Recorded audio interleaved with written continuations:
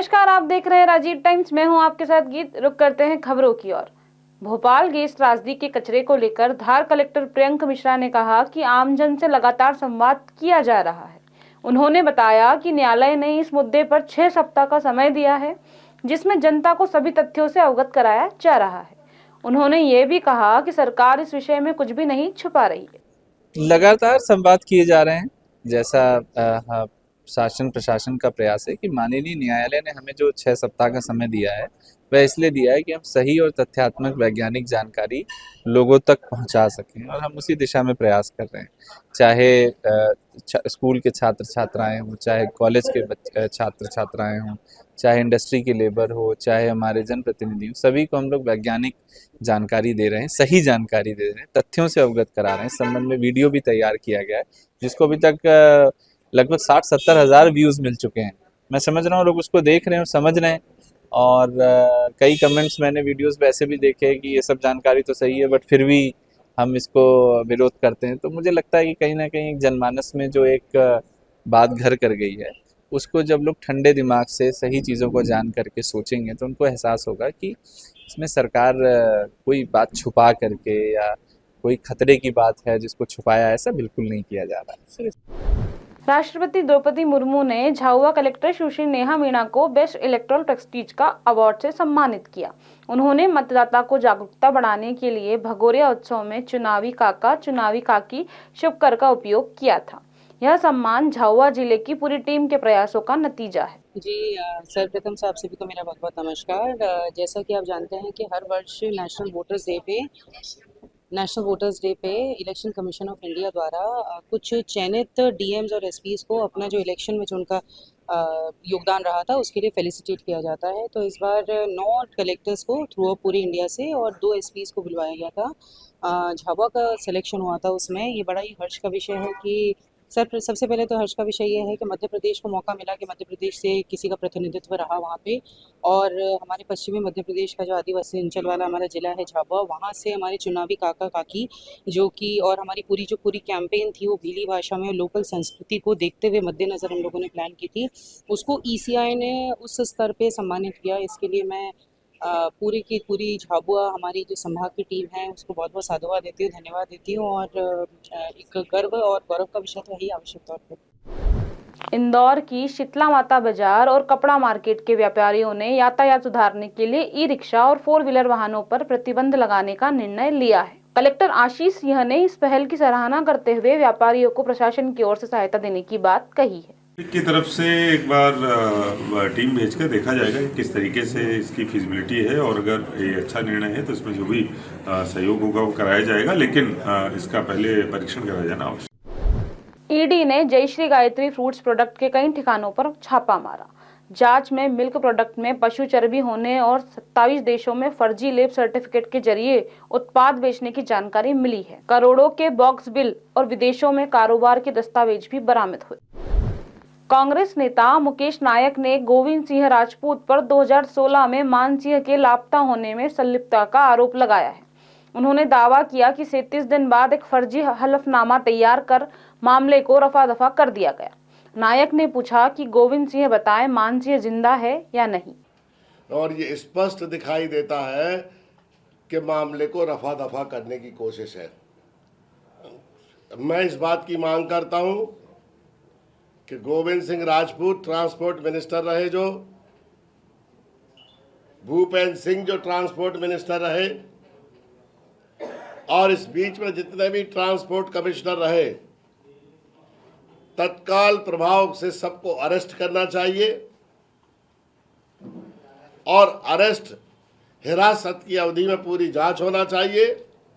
ये बाहर रहे तो जांच को पूरी तरह प्रभावित करेंगे। पहले ही इनका झूठ पकड़ा गया। भूपेंद्र सिंह का कहना है कि सौरभ शर्मा की नियुक्ति में इनका कोई योगदान नहीं, कोई हाथ नहीं। स्वास्थ्य विभाग के कर्मचारी को होम डिपार्टमेंट में नियुक्ति दे दी गई। कलेक्टर ने पत्र लिखा कि यहाँ स्थान खाली नहीं है, उसको अनदेखा किया गया, और उनको सरकार के संपर्कों का, नेताओं के संपर्कों का अतिरिक्त लाभ देते हुए उनको होम डिपार्टमेंट में सिपाही बनाया गया, जबकि हजारों प्रकरण ऐसे हैं मध्य प्रदेश में कि कर्मचारियों ने जिन जगह पर स्थान रिक्त नहीं थे अपने बच्चों की 4th क्लास की नौकरी ले ली अनुकंपा नियुक्ति, और अभी भी हजारों लोग अनुकंपा नियुक्ति के लिए दर दर भटक रहे हैं। कलेक्टर लिख देता है कि स्थान रिक्त नहीं है, पूरी फाइल फिर अनिश्चित काल के लिए आगे बढ़ जाती है। हाल ही में फिटजी कोचिंग संस्थान ने अपने सभी केंद्रों को अचानक बंद कर दिया, जिससे सैकड़ों छात्रों और कर्मचारियों को भारी आर्थिक नुकसान झेलना पड़ा। फीस और वेतन की वापसी को लेकर छात्रों व अभिभावकों ने विरोध दर्ज कराया था। इस मुद्दे पर भोपाल में बैठक हुई, जिसमें निर्णय लिया गया कि छात्रों और कर्मचारियों को उनकी राशि लौटाई जाएगी।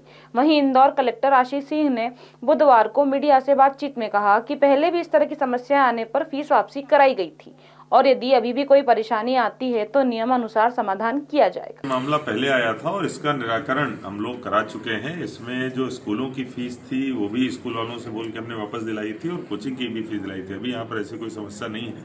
अगर कोई समस्या आएगी तो उसका निराकरण किया जाएगा। चिकित्सा क्षेत्र में नई तकनीकों का उपयोग मरीजों के लिए वरदान साबित हो रहा है। इसी दिशा में इंदौर के एप्पल हॉस्पिटल ने मध्य भारत की पहली अत्याधुनिक नी ट्रांसप्लांट रोबोट सर्जरी मशीन स्थापित की है, जो AI और AR तकनीकी से लैस है। अस्पताल के वरिष्ठ ज्वाइंट रिप्लेसमेंट सर्जन डॉक्टर अंबर मित्तल ने इस तकनीकी से कई सफल सर्जरी की हैं। उनका कहना है कि इससे घुटना प्रत्यारोपण ज्यादा सटीक और सुरक्षित होता है। मरीजों को कम दर्द, तेज से रिकवरी और कम रक्तस्राव जैसी सुविधाएं मिलती हैं। अस्पताल के संचालक डॉक्टर गोविंदा अजमेरा के अनुसार अब मरीजों को ज्वाइंट रिप्लेसमेंट सर्जरी के लिए दूसरे राज्यों में जाने की जरूरत नहीं होगी, क्योंकि एप्पल हॉस्पिटल में पूरी तरह प्रशिक्षित मेडिकल स्टाफ मौजूद है। इंडिया का पहला AI और ऑगमेंटेड रियलिटी के द्वारा हम लोगों ने नी रिप्लेसमेंट सर्जरी स्टार्ट करी है। इस सर्जरी में दूसरी सर्जरी के मुकाबले पेशेंट्स की रिकवरी काफ़ी फास्ट हो जाती है। पेशेंट का डिस्चार्ज अमूमन 24 घंटे के अंदर ही हो जाता है। पेशेंट का इंसिजन छोटा होता है, मसल कट नहीं करनी पड़ती है, ब्लड लॉस बहुत कम होता है तथा रिकवरी भी काफ़ी फास्ट हो जाती है। इस टेक्निक में दूसरी टेक्निक्स के मुकाबले जैसे रोबोटिक्स की कंपैरिजन, क्योंकि आजकल सबसे ज़्यादा चलन रोबोटिक नी रिप्लेसमेंट का है, सो उसके ऊपर भी एडवांटेज ये है कि इसमें हमें मोटी पिन्स का उपयोग नहीं करना पड़ता।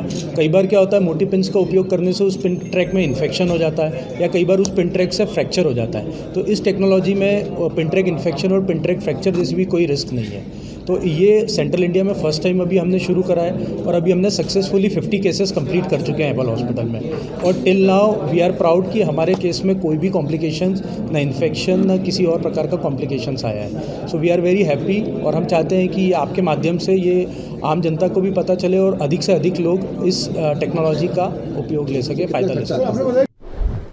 खजराना थाना क्षेत्र में पुलिस रेडियो ट्रेनिंग स्कूल के थाना प्रभारी प्रभात नारायण चतुर्वेदी की हत्या के मामले में पुलिस ने बड़ा खुलासा किया। पुलिस ने इस अंधे कत्ल की गुत्थी सुलझाते हुए ऑटो चालक देवेंद्र बोरासी को गिरफ्तार कर लिया है। दरअसल 23 और 24 जनवरी की रात थाना प्रभारी चतुर्वेदी का शव खून से लथपथ मिला। जांच में सामने आया कि वे शराब के आदी थे और अपने निर्माणाधीन मकान तक जाने के लिए ऑटो चालक से मिले। दोनों ने कलाली पर शराब पी और जब बाईपास पर जाने की बात आई तो पैसों को लेकर विवाद हो गया। इसी दौरान नशे में धुत ऑटो चालक ने पत्थर से हमला कर उनकी हत्या कर दी और शव को फेंक दिया। पुलिस ने 200 से ज्यादा CCTV फुटेज खंगालने के बाद आरोपी तक पहुंचने में सफलता हासिल की। DSP जोन 2 अभिनय विश्वकर्मा ने बताया, आरोपी घटना के बाद डरकर खरगोन भाग गया, लेकिन पुलिस ने उसे ट्रेस कर गिरफ्तार कर लिया। दिनांक 24 को एक अज्ञात डेड बॉडी की सूचना प्राप्त हुई थी, जिसके उपरांत घटनास्थल पर थाने की टीम ने विजिट किया। फॉरेंसिक टीम को बुला करके वहां पे जांच करी गई थी, जिसमें प्रथम दृष्टया जो डेड बॉडी मिली थी उसमें देख करके लग रहा था कि ये इसे मार करके वहां पर फेंका गया है और इसकी हत्या करी गई है, जिस पर से पोस्टमार्टम रिपोर्ट पाने के उपरांत में एक हत्या का मुकदमा पंजीबद्ध किया गया था। उसके बाद में लगातार खजराना थाने की टीम को लगा करके इस अज्ञात मृतक की शिनाख्त के लिए प्रयास किए जा रहे थे। इसमें फुटेजेस देखे गए, जिसके बाद में एक संदिग्ध ऑटो घटना के समय के दौरान दर्शित हुआ, जिसे लगातार ट्रैक किया गया। लगभग 800 से अधिक कैमरा चेक करने के बाद में यह ज्ञात हो पाया कि ये ऑटो किसी एक विजयनगर क्षेत्र में जा कर के वहाँ से मूवमेंट इसका इनिशियल होता हुआ समझ में आया था। जिसके बाद में वहाँ आसपास पड़ताल करी, पूछताछ करी तो ये मालूम पड़ा कि जो अज्ञात मृतक थे वो बेसिकली एक इंस्पेक्टर रैंक के अधिकारी थे जो कि RAPTC में पदस्थ थे, जिसकी शिनाख्त होने के पश्चात में उनके परिवार वालों से पूछताछ करी गई। उनसे पूछताछ में ये पता लगा कि जो इंस्पेक्टर थे उनकी माँ का रिसेंटली देहांत हुआ था, जिसके संबंध में वो पन्ना जाने के लिए रवाना होने वाले थे। इंस्पेक्टर का नाम प्रभात नारायण चतुर्वेदी पता चला था।